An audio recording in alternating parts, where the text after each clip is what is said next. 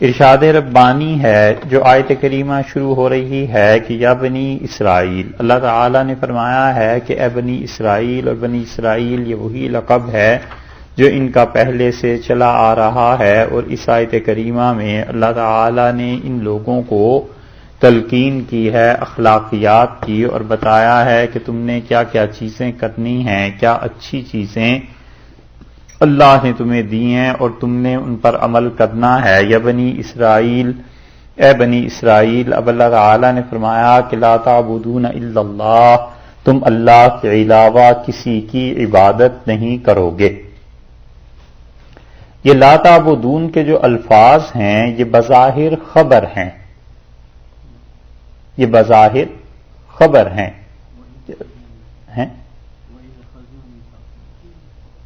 اچھا اوہو، آیت کے الفاظ ہے وَإِذْ أَخَذْنَا مِيثَاقَ بَنِي إِسْرَائِيلَ۔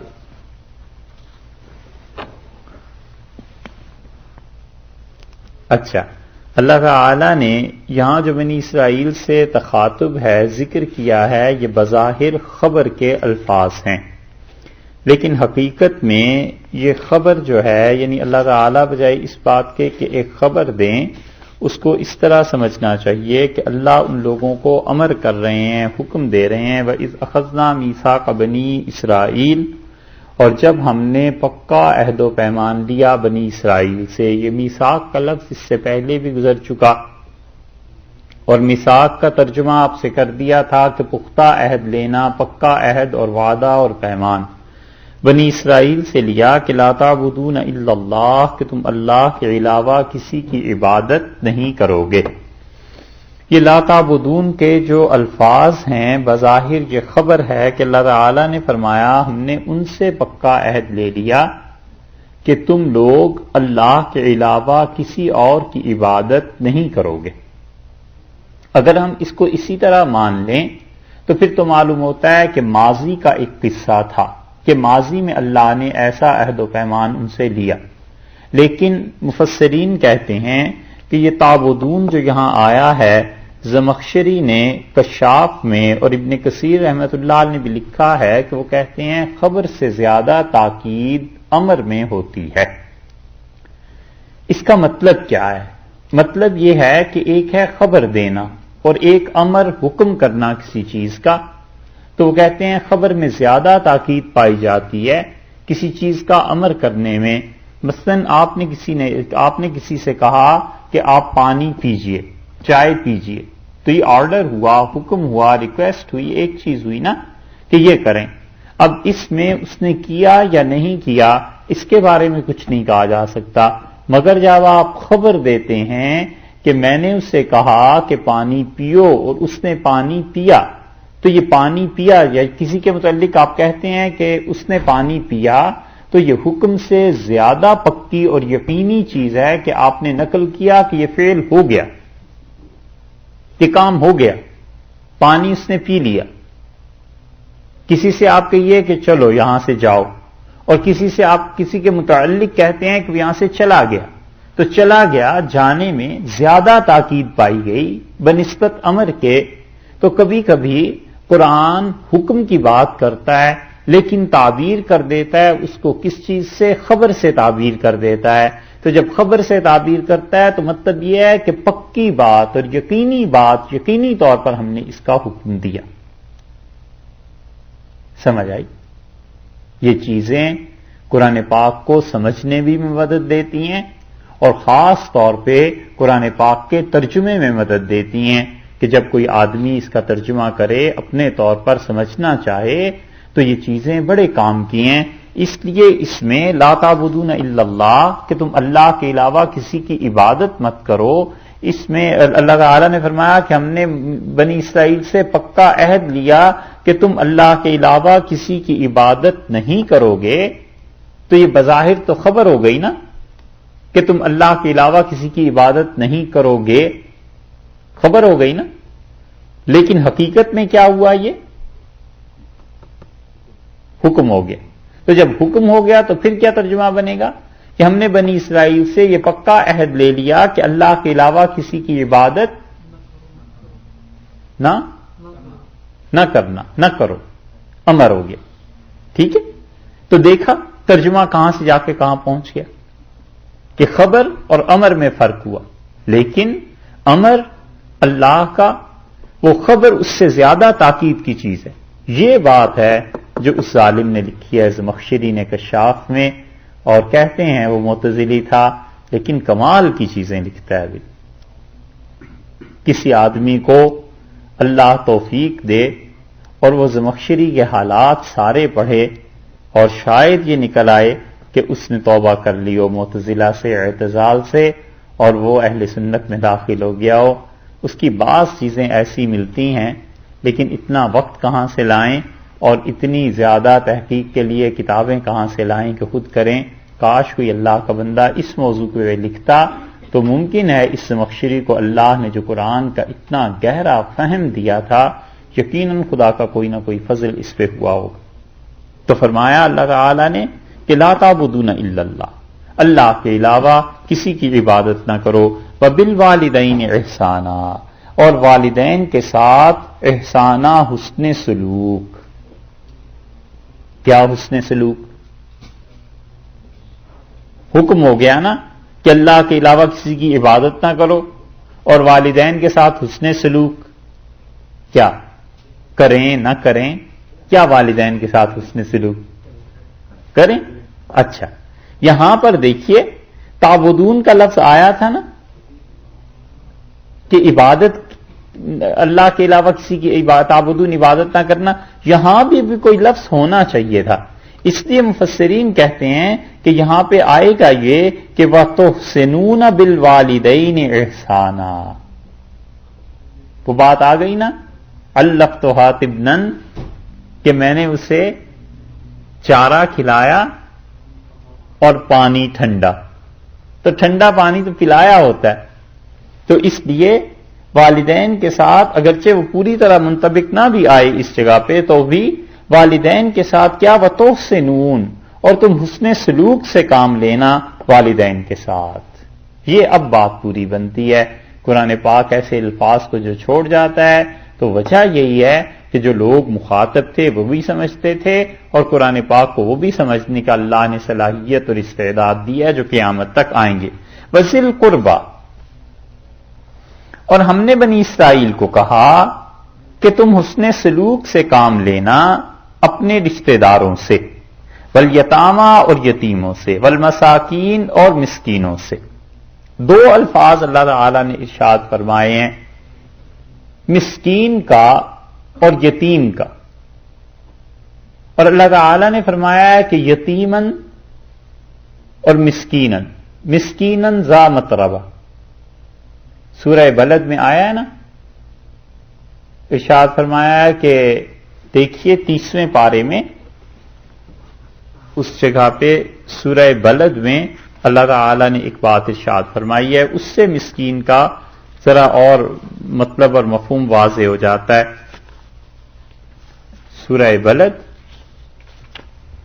30واں پارہ اور سورہ کا نمبر ہے 90۔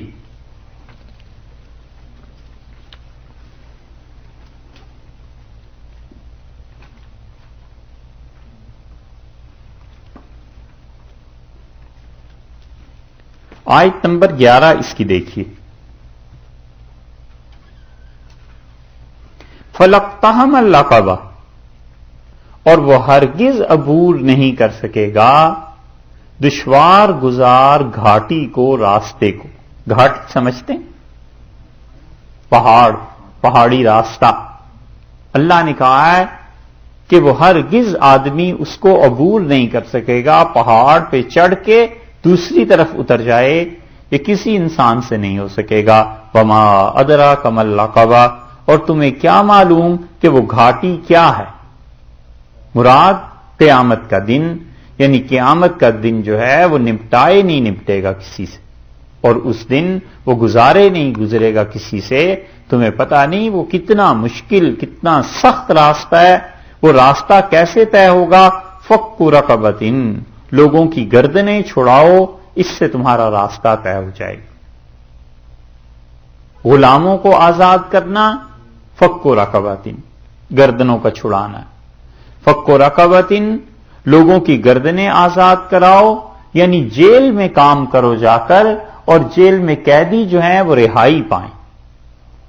یہاں آپ یہ کام بہت وسیع پیمانے پہ کر سکتے ہیں، اور جیلوں میں کام ہو سکتا ہے جب ان کا کردار اچھا ہو جائے، اور جب اسلام کی دعوت ان تک پہنچے اور اسلام کو قبول کر لیں۔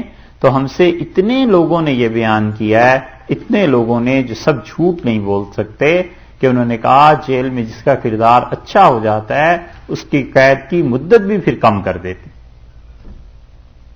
فک و رقبت، اللہ نے کہا ہے وہ قیامت کے دن جو تمہیں نجات ملے گی اس بات سے ملے گی کہ تم گردنیں چھڑاؤ۔ دوسری تفسیر یہ کی گئی کہ قیدیوں کو چھڑانے سے جیل میں کام کرو، قیدی کسی طرح نکل آئیں باہر۔ اور تیسری تفسیر یہ کی گئی کہ قرضہ لوگوں کا ادا کرنے سے، کہ کسی پہ قرضہ زیادہ ہو جائے اور تم کوشش کر کے اس کی بوجھ، اس کی گردن کو آزاد کرا دو اس سے، او اطعام، یا پھر تم کھانا کھلاؤ، فی یومن، اس دن میں، ذی مسغبہ، جب لوگوں کو بھوک، لوگوں کو قحط گھیر لیتا ہے، لوگوں کو کھانا کھلاؤ، اس دن کی وجہ سے تمہاری وہ گھاٹی آسان ہو جائے گی، راستہ آسان ہو جائے گا۔ یتیمن ذا مقربتن، یتیم جو قریبی ہوتا ہے اس یتیم کو کھانا کھلاؤ، او مسکینن، یا اس مسکین کا خیال کرو، ذا متربہ، جو مٹی میں مل گیا۔ یہ ہے ذا متربہ، وہ مسکین جو مٹی میں مل گیا ہے اس کا تم خیال کرنا۔ تو اگر خیال کرو گے تو پھر کیا ہوگا؟ قیامت کے دن کی وہ گھاٹی تمہارے لیے آسان ہو جائے گی۔ اللہ نے بار بار قرآن پاک میں جو مسکین کے متعلق کہا ہے نا، تو یہ مسکین امام ابو حنیفہ رحمۃ اللہ علیہ کے نزدیک زیادہ مستحق ٹھہرتا ہے فقیر سے بھی، کہ وہ کہتے ہیں ایسا آدمی ہے جو مٹی میں مل گیا ہے۔ تو اللہ نے فرمایا کہ اپنے والدین کے ساتھ اس نے سلوک رشتہ داروں سے، یتیموں سے اور مسکین سے، ان لوگوں سے اچھا سلوک کرو۔ وقولو، اور کہو، للناس، لوگوں کے لیے، حسنا، اچھا،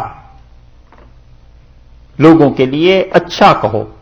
اچھا کہو سے بھی بات پھر پوری نہیں ہوتی، لوگوں کے لیے اچھی بات کہو، پھر بات پوری ہوگی نا۔ تو پھر یہ آ جائے گا وقولوا للناس قولا حسنا، اور لوگوں کے لیے تم کیا کرنا؟ قول حسن کہنا، اچھی بات ہمیشہ لوگوں سے کرو، لوگوں سے خوشی سے ملو، بات کہنی ہے اچھے طریقے سے کہو۔ یہ بات کرنا، گفتگو کرنا، یہ مستقل ایک فن ہے، اور اللہ نے فرمایا قولوا للناس حسنا۔ اور ہم نے یہودیوں سے جو عہد و پیمان لیا تھا اس میں سے ایک بات یہ بھی تھی کہ ہم نے انہیں کہا کہ قولوا للناس قولا حسنا، حسنا، لوگوں سے اچھی بات کہو، واقیموا الصلاۃ، اور نماز کو قائم کرو، وآتوا الزکاۃ، اور زکوٰۃ کو دینا، ثم تولیتم، یہ ہے پہلی شرارت ان کی کہ تم نے اس کے بعد منہ پھیر لیا ان احکامات سے، الا قلیلا منکم، سوائے ان میں سے ان کے جو تھوڑے سے تم میں لوگ تھے، وانتم معرضون، اور تم اعراض کر گئے۔ اعراض کرنا، کسی کی طرف پہلو دکھا کر مڑ جانا۔ جب آدمی مڑتا ہے تو پہلو دکھائی دیتا ہے نا، عرض کہتے ہیں نا پیش کرنے۔ تو تم نے کیا کیا؟ اپنے آپ کو ان احکامات سے کترا کر گزر گئے، تم نے یہ کام نہیں کیے۔ اللہ نے یہودیوں کا جرم گنوایا ہے کہ یہ ہے جرم۔ بحث اس بات پر بھی ہوئی ہے کہ یہ آیت اس امت کے حق میں ہے یا نہیں۔ کچھ حضرات کا خیال ہے کہ اس آیت کو منسوخ کر دیا جہاد کی آیات نے، کہ جہاد میں اللہ نے حکم دیا ہے کہ جو تمہارے خلاف آتے ہیں انہیں قتل کرو، لہذا اس کی وجہ سے یہ حکم اٹھ گیا۔ ایک تو مفسرین میں سے کچھ کا خیال یہ ہے، لیکن حقیقت یہ ہے کہ باقی مفسرین نے اس جملے کی، قول کی، جس نے بھی کہا ہے، بڑی شدید اس کی تردید کی ہے، اور وہ کہتے ہیں کہ قیامت تک اس کے لیے حکم باقی ہے اور مسلمان اس حکم پر عمل کریں گے۔ کینسلیشن نہیں ہوئی اس حکم کی، منسوخ نہیں ہوا، کیونکہ رسول اللہ صلی اللہ علیہ وسلم نے مسلمانوں کو ان کاموں کی تعلیم دی ہے، اور اس پہ جعفر صادق اور ان کے والد حضرت باقر رحمت اللہ علیہ سے یہ چیزیں منقول ہیں کہ انہوں نے کہا یہ آیت کریمہ منسوخ نہیں ہوئی. حضرت باقر جو تھے انہیں باقر کیوں کہتے تھے؟ ان کا لقب تھا، نام تو ان کا محمد تھا، لیکن انہیں باقر کیوں کہتے تھے؟ بقرہ، یہ جو ہے نا سورہ بقرہ، اس کو بقرہ کہتے ہیں نا گائے کو یا بیل کو، جیسے کہ تفصیل گزری. تو اصل میں گائے یا بیل کو اس لیے بقرہ کہتے ہیں کہ وہ اپنا کھر زمین پہ بعض اوقات مارتی رہتی ہے جیسے کوئی چیز تلاش کر رہی ہو. دیکھا ہے کبھی جانوروں میں؟ یہ کھر مارتی رہتی ہے زمین پہ جیسے اس سے کوئی چیز نکالنی ہے. تو باقر اس انسان کو کہتے ہیں جو آدمی علم کی جستجو کرتا رہتا ہو کہ کچھ نہ کچھ حاصل ہوتا ہی رہے، کچھ نہ کچھ ملتا ہی رہے. تو اہل مدینہ نے حضرت کو باقر کہنا شروع کیا، یعنی ایسا آدمی جب دیکھو کسی نہ کسی جستجو میں لگا ہوا ہوتا ہے، کسی نہ کسی کام میں لگا ہوا ہوتا ہے. سارا خاندان، سارا گھرانہ ایسے ہی تھا. امام مالک رحمت اللہ علیہ نے ان لوگوں کے متعلق گواہی دی اور انہوں نے کہا کہ ان لوگوں کے ہاں ہمیشہ علم اور عبادت رہی ہے. جعفر صادق رحمت اللہ علیہ کے متعلق ائمہ کہتے ہیں کہ ہم ان کے ہاں گئے اور وہ کہتے ہیں کہ 20 برس ان کے گھر جانا ہوا تو 3 کاموں میں سے ایک کام میں مصروف پایا.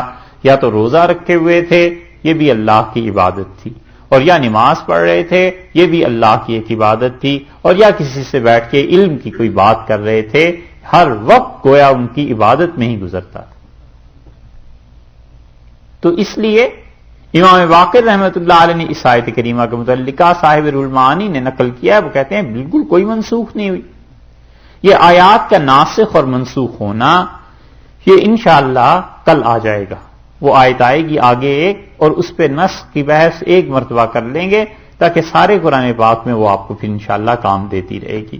کل انشاءاللہ اس پہ بات کریں گے. اگر اس آیت کریمہ کو، اگر کیا جب یہ ہے ہی اس امت کا بھی حصہ ہے اس آیت میں، اور اس آیت پر عمل اس امت نے بھی کرنا ہے، تو پھر اللہ تعالیٰ نے گویا کہ ہم سے بھی یہ کہا کہ پہلی بات یہ کہ لا تعبدون الا اللہ، اللہ کے علاوہ کسی کی عبادت نہ کرنا، تم مسلمان بھی شرک نہ کرنا.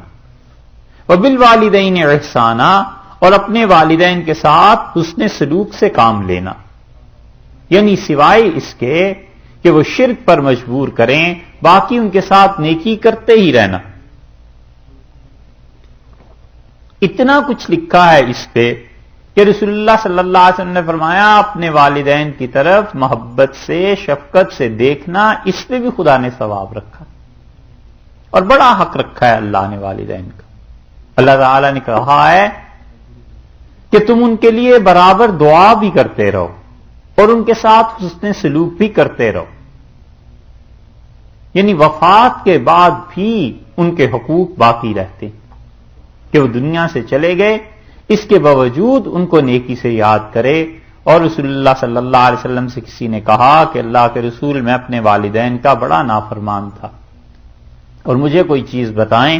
اب تو وہ دنیا سے گزر گئے، تو آپ نے فرمایا کہ تم اپنے چچا کے ساتھ اچھا سلوک کرو، اور تمہاری ماں کی جو بہن تھی تمہاری خالہ، ان کے ساتھ اچھا سلوک کرو.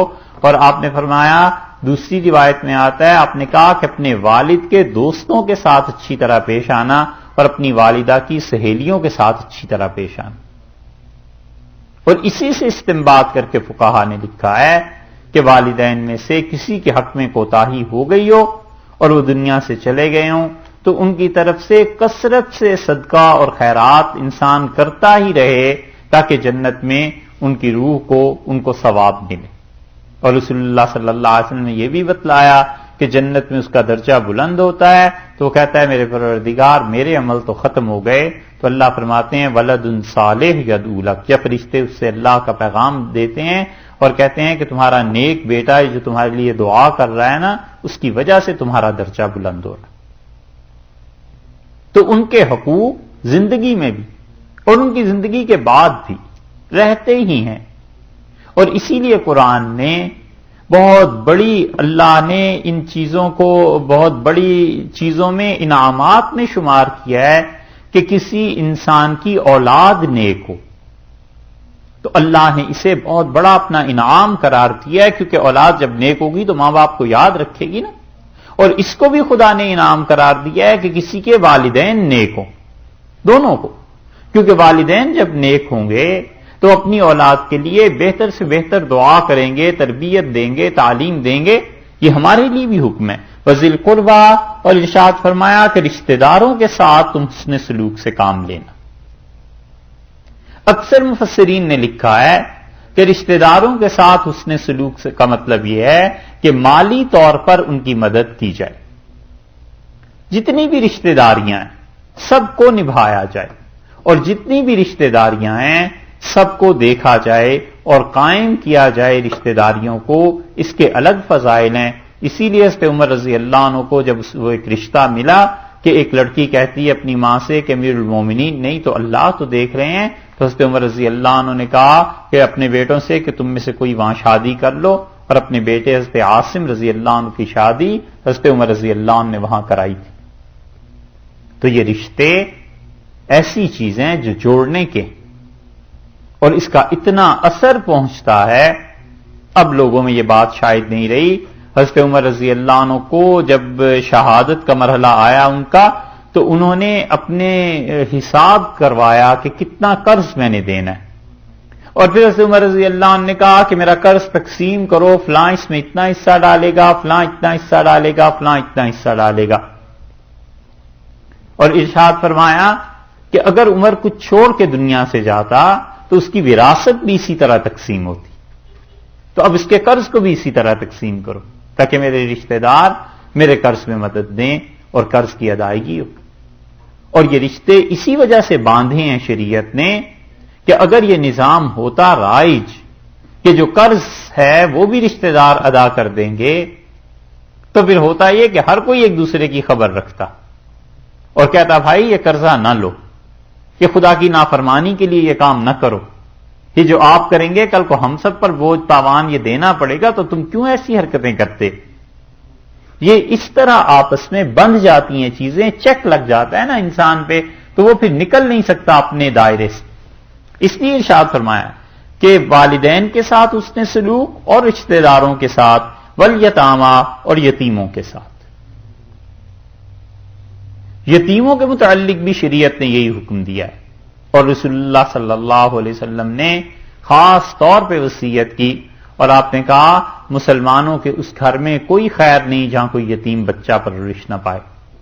یہ اس وقت فرمایا جب بچے کثرت سے یتیم ہو گئے تھے اور جہاد میں ان کے باپ شہید ہو گئے، تو حضرت صلی اللہ علیہ وسلم اس گھر میں کوئی خیر نہیں جہاں یتیم بچہ پرورش نہ پائے.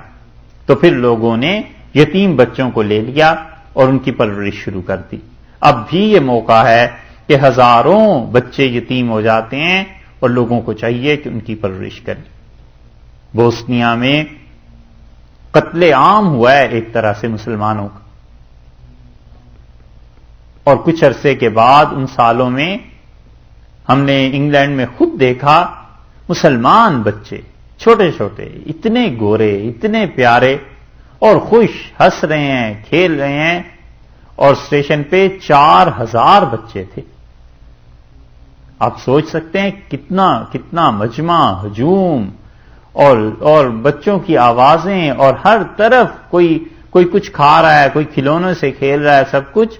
تو معلوم ہوا کہ جرمنی کا چرچ جو ہے اس نے ان بچوں کی ذمہ داری قبول کر لی ہے، اور یہ سب کے سب پادری بنائے جائیں. مسلمان بچوں کو لے گئے پادری بنانے کے لیے، اور پوری اس امت میں یہ احساس نہیں پیدا ہو سکا کہ ہماری اولادیں یہ جا کر کیا ہوگا. اب بھی افغانستان میں جو بچے ہیں یتیم، وہاں چرچ ہے، کام کرتے ہیں لوگ، اور مسلمان بچوں کو وہ کہتے ہیں نہیں ہوتے کافر، نہ ہو مسلمان بھی نہ رہیں.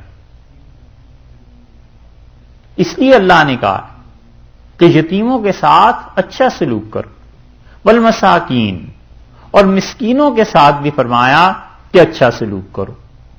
مسکین میں وہ جو انسان اپنی ضروریات زندگی پوری نہ کر سکے. کئی قسمیں اللہ نے ان کی بیان کی، اور ان میں سے وہ بھی جس انسان کا روزگار نہ ہو. تو شریعت نے بتایا ہے کہ روزگار اس کے لیے مہیا کیا جائے، اور اس کی مدد کے بہت سے طریقے ہیں. کم سے کم یہ ہے کہ انسان دعا ہی کرتا رہے. اور اس کے تو کیا کہنے کہ کوئی انسان کسی کے لیے رزق کا باعث اور وسیلہ بن جائے. رسول اللہ صلی اللہ علیہ وسلم نے اسی لیے ارشاد فرمایا کہ اللہ نے کہا ہے شہر آباد کرو وعیشوا فیہا عبادی، اور میرے بندوں کو ان شہروں میں بساؤ. اور اسی لیے حدیث میں آیا ہے کہ حضرت صلی اللہ علیہ وسلم نے فرمایا تم میں سے طبرانی کی روایت میں کہ کوئی آدمی جو عمارت بنا دیتا ہے جب تک اس عمارت سے کوئی بھی جاندار چیز خواہ انسان ہو اور خواہ جانور ہو فائدہ اٹھائے گی قبر میں اس کو ثواب ملتا رہے گا.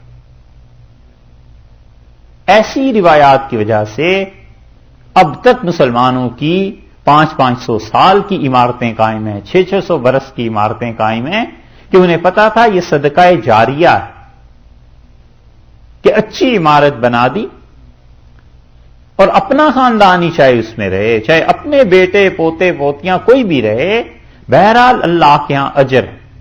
اور اگر مسکینوں کے لیے بنا دے، ایسے کام کر دے جس میں لوگوں کا فائدہ ہے، تو پھر تو اور بھی زیادہ اجر کی بات.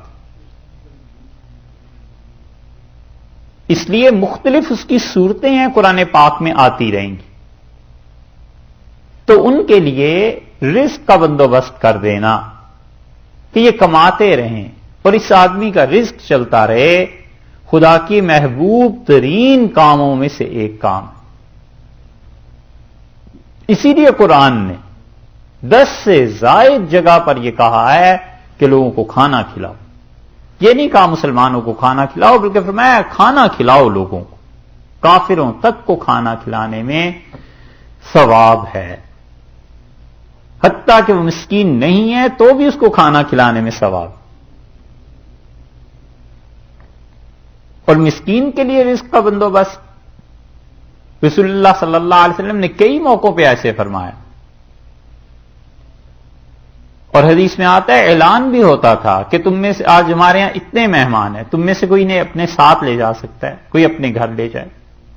ایک صحابی رضی اللہ عنہ گھر لے گئے اور انہوں نے اپنی اہلیہ سے کہا کہ کھانا، انہوں نے کہا کھانا تو صرف آپ کا ہی ہے اور تو کھانا ہی کچھ نہیں. تو انہوں نے چراغ گل کر دیا اور بیٹھ کے ایسے ہی منہ ہلاتے رہے اور کھانا اس آدمی نے کھا لیا. مہمان نے، اللہ تعالیٰ نے آیت نازل کی، اللہ نے فرمایا اور میرے ایسے بندے بھی ہیں یؤثرون علی انفسہم ولو کان بہم خصاصہ، اگرچہ انہیں خود ضرورت ہوتی ہے اس کے باوجود وہ دوسروں کو اپنی جان پر ترجیح دیتے ہیں. یہ لوگ ہیں جو میری خوشی کو اور فلاح کو پانے والے. یہ اسلام نے سکھایا. اس لیے یہ کرنے کے کاموں میں سے ایک ہے کہ آدمی جو بے روزگار ہو جائے کوئی، تو کم سے کم اس کے لیے دعا ہی کرے، اور پھر اگر اس کی جاب کا ان چیزوں کا کوئی بندوبست کرے تو اس کے تو کہنے ہی کیا، وہ اللہ کے ہاں اس کا بڑا اجر. ایک اصول کی بات آپ سے عرض کروں، یہ کام آئے گی بہت جگہ. اسباب کا جو سلسلہ ہے نا رزق کا، یہ کوئی نہیں سمجھ سکتا. ہم میں سے کوئی آدمی یہ نہیں سمجھ سکتا کہ کسی بھی آدمی کو رزق کہاں سے مل رہا ہے اور کس وجہ سے مل رہا ہے. کچھ پتہ نہیں چلتا. یہ عورتیں گھروں میں جو بیٹھی رہتی ہیں کام نہیں کرتی، چھوٹے بچے جو 20-20 برس کی عمر تک کوئی کام نہیں کرتے، پہلے ماں باپ کے ساتھ، پھر اس کے بعد تعلیم ہوئی، 20 برس 22 برس 25 برس عام بات ہے، پھر اس کے بعد کہیں کمانا شروع کرتا ہے. یہ ان کا رزق کہاں سے ملتا ہے؟ کوئی اگر یہ سمجھتا ہے کہ میرے کمانے سے ملتا ہے تو وہ بچوں جیسی بات ہے، نادانوں جیسی بات ہے. تو بڑی لمبی بات، مگر صرف ایک حدیث سناتا ہوں پھر بات آگے چلے تاکہ آگے ترجمہ پڑھیں. رسول اللہ صلی اللہ علیہ وسلم مشکات میں آیا ہے کہ بارش نہیں ہوئی اور قحط پڑ گیا. ایسی صورتحال جب پیدا ہوئی تو لوگوں نے، انسانوں نے اور جنات نے اس تنگی کی وجہ سے حضرت سلیمان علیہ السلام سے درخواست کی کہ حضرت آپ اللہ سے دعا مانگیں بارش ہو جائے، تو انہوں نے ایک وقت متعین کیا کہ فلاں وقت میں فلاں جگہ چل کے سب لوگ نماز پڑھیں گے، چل پڑے۔ خلاصہ اس حدیث کا یہ کہ حضرت سلیمان علیہ الصلوۃ والسلام نے راستے میں ایک جگہ پہنچ کے کہا کہ واپس چلے جاؤ اور بارش ہو جائے گی، تو سب بڑے حیران ہوئے کہ اتنے اہتمام سے نکلے اور دعا بھی نہیں مانگی اور بارش بھی ہو جائے گی، یہ کیا بات ہے؟ تو حضرت سلیمان علیہ السلام نے فرمایا میں تمہیں بتاؤں، یہ دیکھو جب ہم یہاں پہنچے ہیں تو میں نے ایک چیونٹی کو دیکھا، وہ اپنے بل سے نکلی اور اس نے اپنے دونوں ہاتھ سامنے والے جو ہوتے ہیں اٹھا دیے اور اس نے کہا پروردگار، انسان اور جنات یہ گناہ کرتے ہیں اور ان کے گناہوں کی وجہ سے بارشیں رک جاتی ہیں اور بارش ہو نہیں رہی اور ہم تیری مخلوق ہیں اور ہم زمین کے اندر جل جائیں گی، مر جائیں گی، اتنی گرمی ہو گئی ہے۔ تو اللہ تعالی نے ان فرشتوں کو جو بارشوں کے لیے مقرر ہیں حکم دیا اور فرمایا کہ اچھا اس کی دعا ہم نے قبول کر لی اور انسانوں کو بارش دو، اور سلیمان علیہ السلام نے فرمایا سقیتم بغیرکم، اللہ نے اس چونٹی کے صدقے میں تمہیں بارش دے دی، چلے جاؤ، اب کوئی دعا نہیں، کوئی نماز نہیں۔ کوئی سوچ سکتا ہے؟ اس لیے یہ رزق کے اسباب کسی کو سمجھ نہیں آ سکتے کہ مجھے کیوں مل رہا ہے، اللہ جانے کس وجہ سے مل رہا ہے۔ عین ممکن ہے کہ اللہ نے جو گھر میں ایسے رکھ دیے ہیں نہیں کما سکتے، خدا ان کی وجہ سے دے رہا، اور عین ممکن ہے کہ کسی کی دعا لگ گئی ہو اور کسی نے دعا دے دی ہو کہ خدایا اس نسل میں خاندان میں رزق کو قائم رکھ، وہ مل رہا ہو۔ حضرت ابراہیم علیہ الصلوۃ والسلام نے دعا کی تھی، انہوں نے کہا پروردگار اس شہر میں مکہ میں رزق دے لوگوں کو پھلوں سے، کیونکہ یہاں پہ کوئی بھی سبزی کوئی چیز پیدا ہی نہیں ہوتی، پہاڑ ہی پہاڑ ہیں، تو اللہ نے رزق دے پھلوں سے۔ اب تک اس دعا کی قبولیت کا اثر ہے، بہتر سے بہتر پھل مکہ مکرمہ میں مل جاتا، اللہ نے ان کی دعا کو قبول کر لیا، ایسا رزق اور ایسا پانی دے دیا زمزم کا، وہ کنواں خشک ہوتا ہی نہیں۔ اس لیے کوئی نہیں جانتا کہ رزق مجھے کس وجہ سے مل رہا ہے، تو یہ غرہ کبھی دماغ میں نہیں آنا چاہیے کہ میری وجہ سے کوئی خاندان چل رہا ہے یا میری وجہ سے، ارے صاحب پتہ نہیں ہمیں کس کے صدقے میں مل رہا۔ اس لیے یہ جو مسکین پر احسان ہے یہ بہت بڑی چیزوں میں سے ہے اس امت کے لیے۔ وَقُولُوا لِلنَّاسِ قَوْلًا حُسْنًا، یہ تفسیر کی نا اس کی کہ لوگوں کے ساتھ اچھی طرح بات کرتے رہو، کبھی بھی ایسا جملہ نہ کہے جس سے دوسرے کا دل دکھے، حتیٰ کہ اللہ نے کہا ہے کافروں کے ساتھ بھی جادلہم باللتی ہی احسن، اگر کافر سے کبھی بحث کرنی پڑ جائے تو اچھے طریقے پہ بحث کرنا۔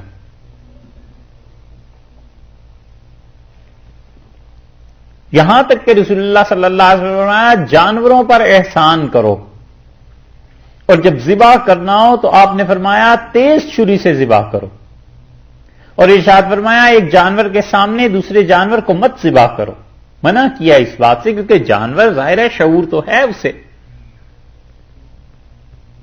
تو ہر چیز میں اس پہلو کو سامنے رکھا کہ لوگوں کے ساتھ اچھا سلوک، اچھا رویہ، حسن اخلاق، اچھی طرح بات کرنا، اس کا فائدہ یہ ہوتا ہے کہ لوگوں کو اندازہ ہو جاتا ہے کہ اچھا مسلمان ایسے ہیں۔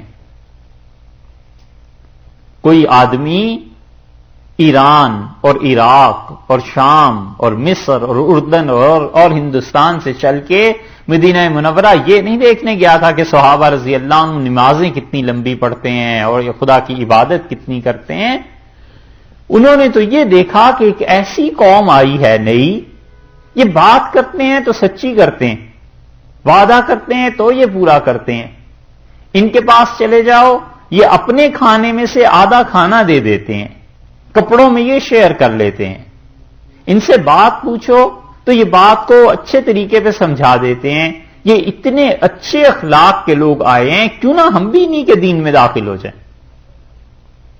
نتیجہ یہ نکلا کہ مسلمانوں کے اخلاق کو دیکھ کر قومیں مسلمان ہوتی رہیں، اور لوگ ان کے اخلاق کو دیکھ کے کہتے رہے کہ ارے یہ فلاں علاقے سے تعلق رکھتے ہیں، فلاں جگہ کے آدمی ہیں، اس طرح دین پھیلا۔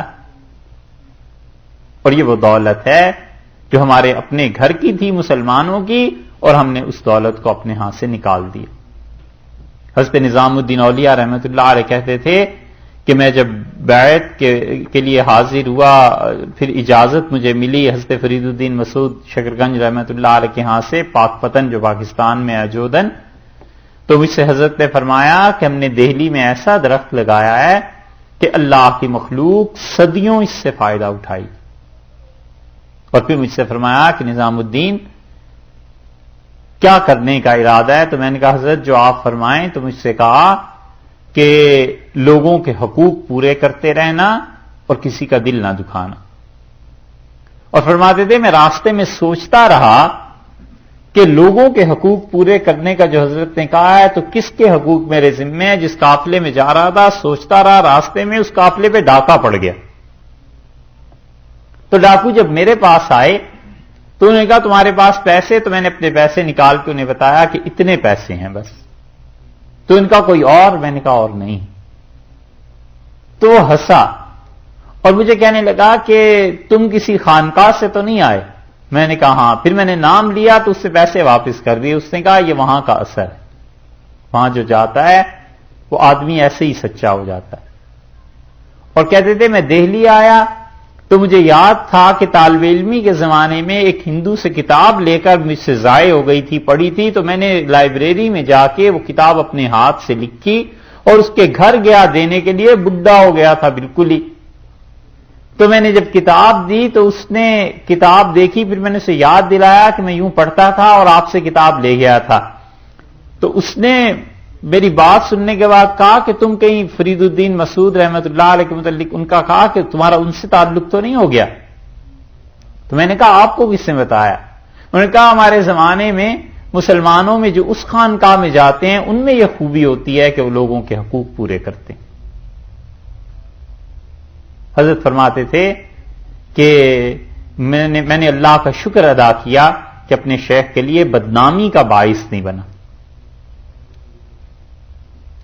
بہت بڑی چیز ہے کہ آدمی سوچے میں کس خاندان سے ہوں، یا کون میرے اساتذہ تھے، یا کون میرے مشائخ تھے، اور حرکتیں ایسی کرے کہ لوگ دیکھ کے کہیں کہ یہ تربیت ہوئی ہے اس انسان کی۔ یہ چیزیں اس لیے ارشاد فرمایا یہاں لوگوں سے اچھے طریقے سے بات کرنا، واقیم الصلاۃ، اور نماز کو قائم کرنا، وآتوا الزکاۃ، اور زکوٰۃ کو دینا۔ یہ تو بات بہت مرتبہ گزر چکی۔ ثم تولیتم، پھر اس کے بعد تم نے منہ پھیر لیا۔ اس سے یہ پہلی شرارت ہے جو انہوں نے کی۔ یہاں تم پھر گئے اس بات سے، رسول اللہ صلی اللہ علیہ وسلم کے معاصر ہیں، اور حسن قول، اچھی طرح بولنا تو آگے آ رہا ہے کہ رسول اللہ صلی اللہ علیہ وسلم کے لیے کیسے برے الفاظ استعمال کرتے تھے۔ اور رشتہ داروں کی بات وہ اس سے بالکل بعد والی آیت میں ہے، ذرا دیکھیے یہ اپنے رشتہ داروں کے ساتھ اور اپنے قبیلے والوں کے ساتھ کیا کرتے تھے۔ اور اللہ کی عبادت جو انہیں حکم دیا تھا شرک بھی کرتے تھے، اور اپنے والدین اور باقی لوگ سود پہ کام چلتے تھے سارے، اور نماز وہ انہوں نے اڑا دی، زکوٰۃ اڑا دی۔ اللہ نے کہا ثم تولیتم الا قلیلا منکم، تم میں سے بہت تھوڑے سے لوگوں کو چھوڑ کے باقی سب اس طرف چلے گئے۔ وانتم موردون، تم ان حکموں سے بچنے والے ہو گئے۔ ایک شرارت